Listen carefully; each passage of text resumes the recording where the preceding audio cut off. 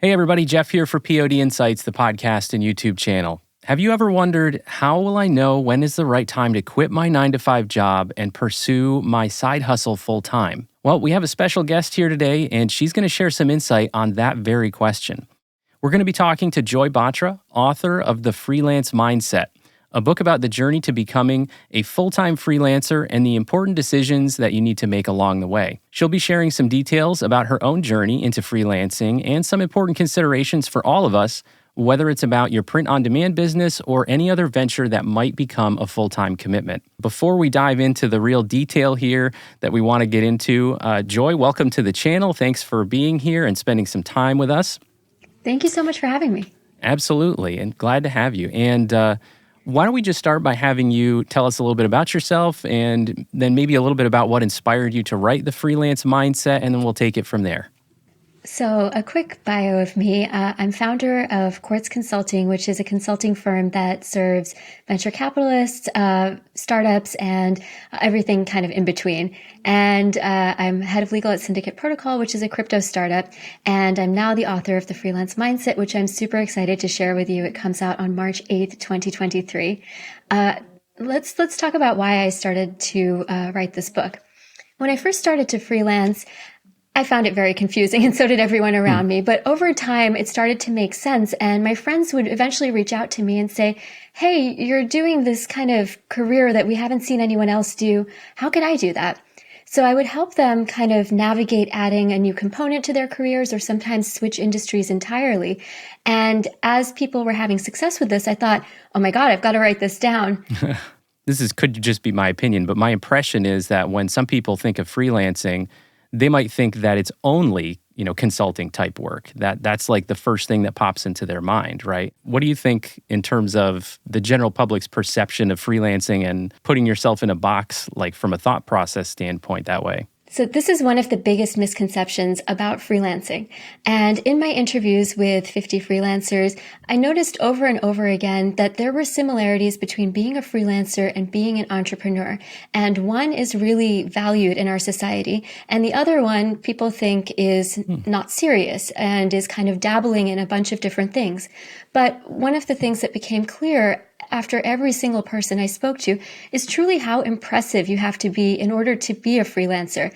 You are creating a business. You are also doing every element of that. You're doing sales, you're doing contracts, taxes, marketing, and everything in between. And in order to really thrive and be able to have a sustainable career, you're an entrepreneur. You're really running the show. And so that's why I think there are so many more freelancers than even realize that they're freelancers.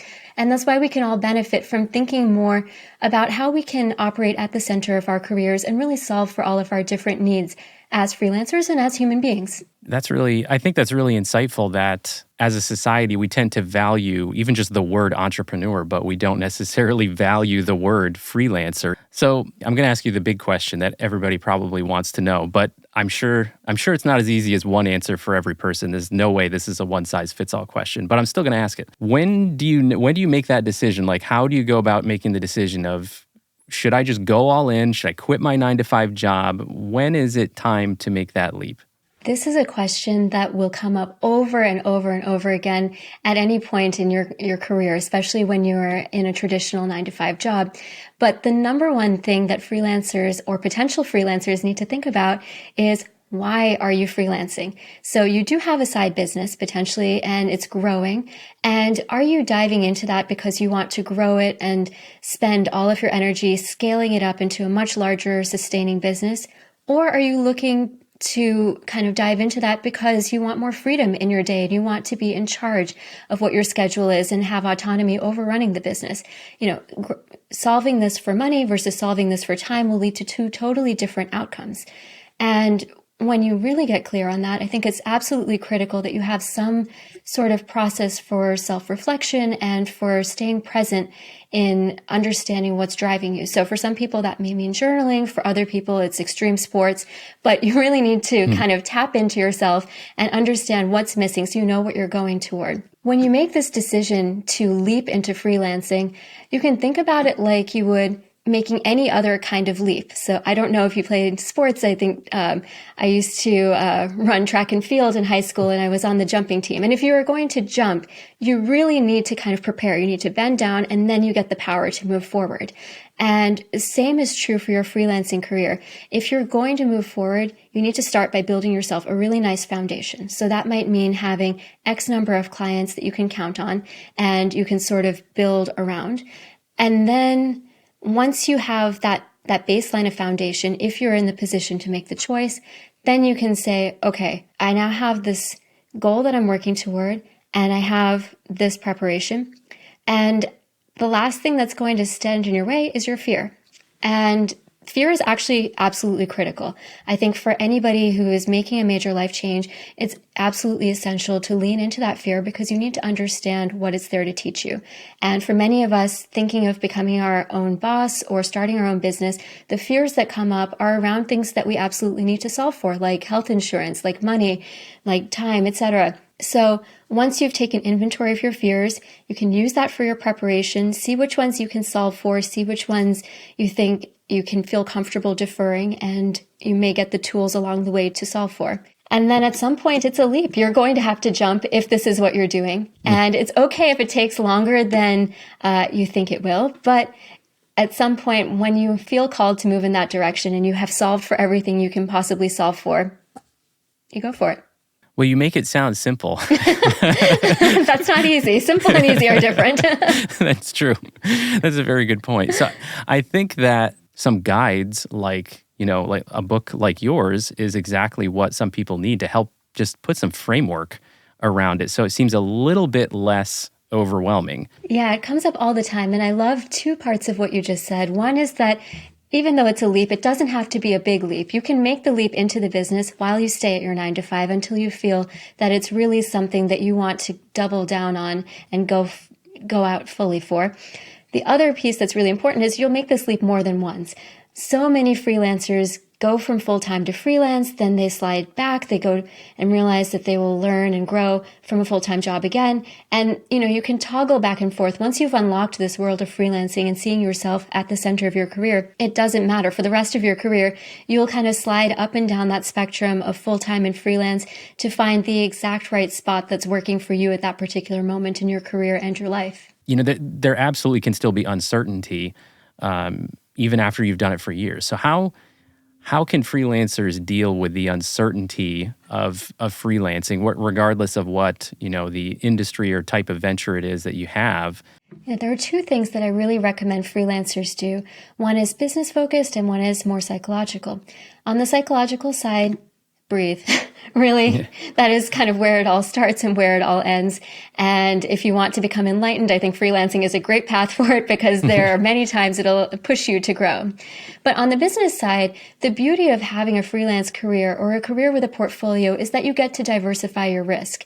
And we think about diversification.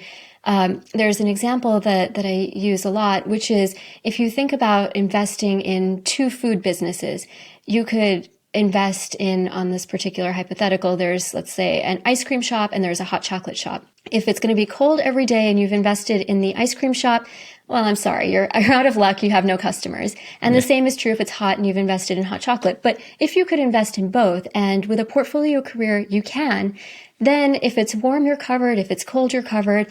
And so freelancers who are especially concerned about their risk and concerned about, diversification will want to look at what is something I can do to balance me in the moments I know are going to be slow, because there are going to be hot days and cold days.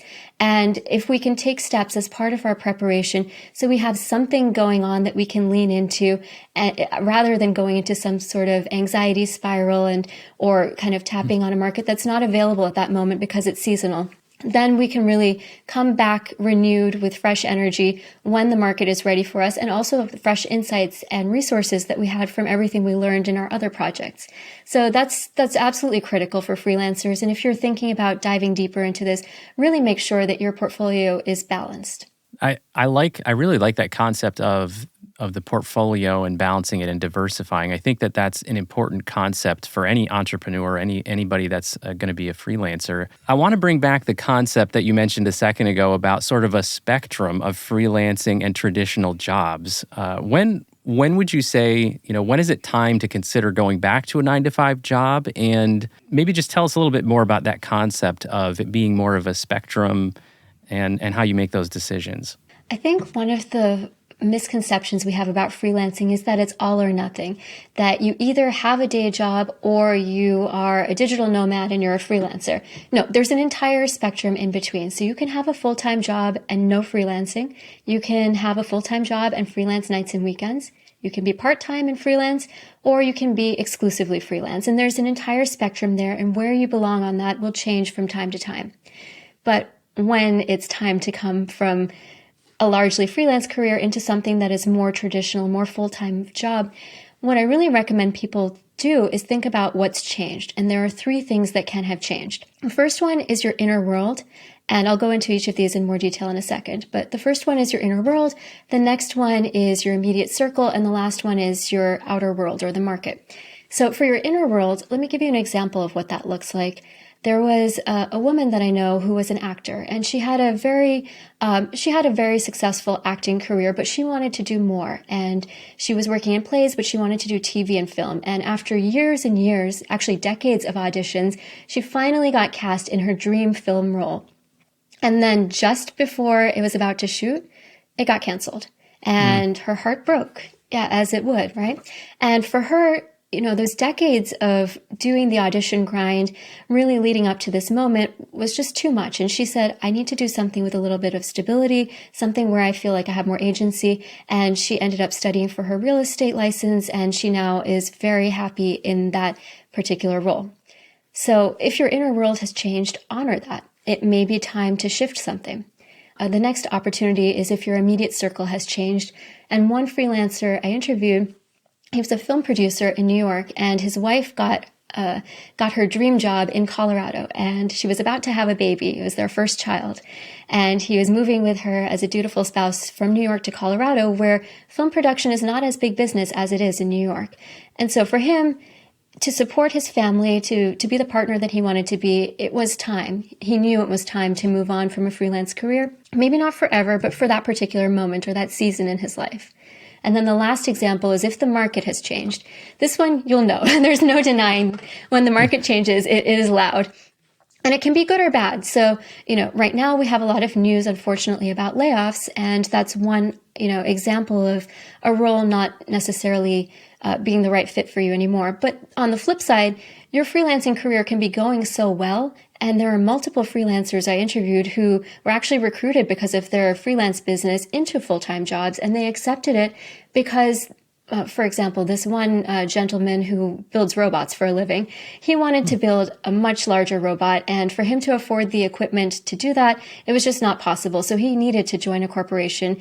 And for him, because he had been recruited because of his freelance career, he was actually able to keep both the freelance and full-time at the same time as part of his negotiations. So, the spectrum of changes can be internal or external, but the important thing is to really notice that something has shifted.